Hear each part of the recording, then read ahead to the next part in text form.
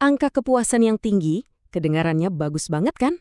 Tapi gimana kalau angka yang luar biasa tinggi itu ternyata justru menyembunyikan sebuah cerita yang jauh lebih kompleks? Hari ini, kita akan coba bedah tuntas kisah di balik tingkat kepuasan Presiden Prabowo dan kita akan menemukan sebuah paradoks yang mungkin akan jadi penentu masa depan pemerintahannya. Oke, kita mulai dari angka utamanya, 79,9%. Angka ini adalah gabungan dari mereka yang merasa sangat puas dan cukup puas. Kalau dilihat sekilas, angka ini bukan cuma tinggi, tapi ini pencapaian yang luar biasa untuk seorang presiden di awal masa jabatannya.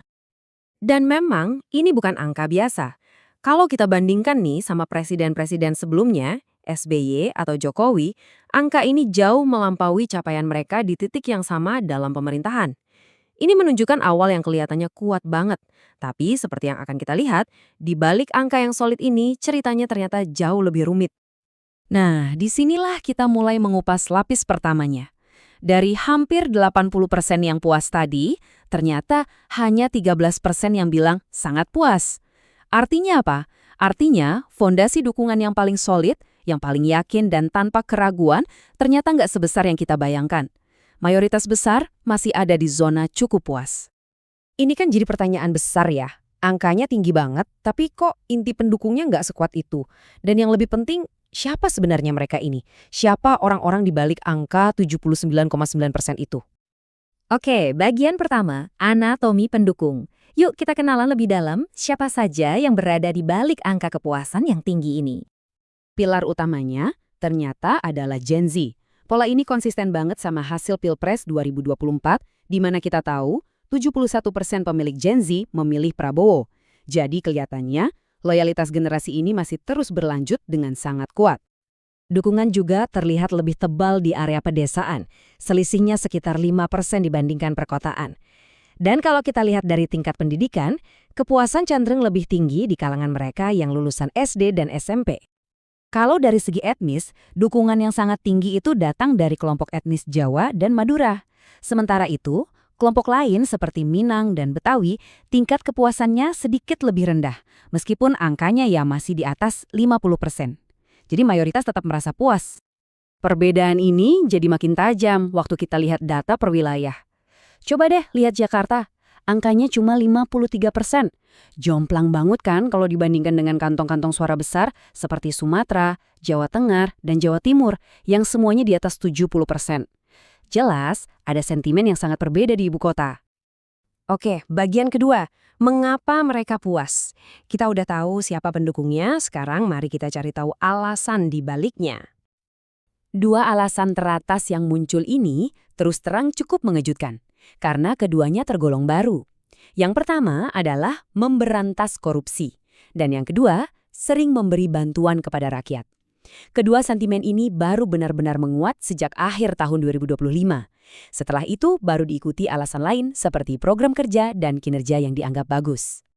Bantuan yang dimaksud di sini juga spesifik ya, bukan sembarang bantuan. Ini merujuk ke program seperti bantuan sosial pangan dan bantuan langsung tunai atau BLT. Program-program inilah yang tampaknya memberi dampak langsung ke persepsi publik, terutama setelah digulirkan secara masif pasca kerusuhan Agustus 2025.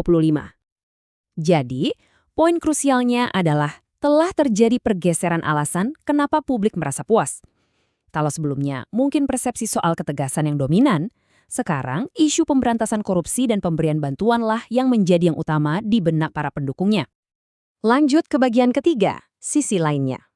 Tentu saja tidak semua orang puas, dan saat kita melihat alasan ketidakpuasan, disinilah kita akan menemukan sesuatu yang sangat menarik, sebuah paradoks yang ada di jantung dari semua angka ini. Ini dia 5 keluhan utama dari mereka yang tidak puas.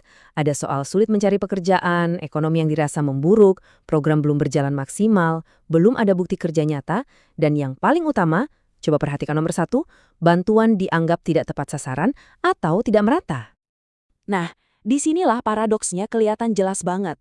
Di satu sisi, sering memberi bantuan adalah alasan utama kepuasan.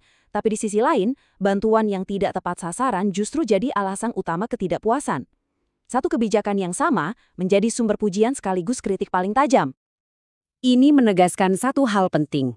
Program bantuan publik ini benar-benar berfungsi seperti pedang bermata dua.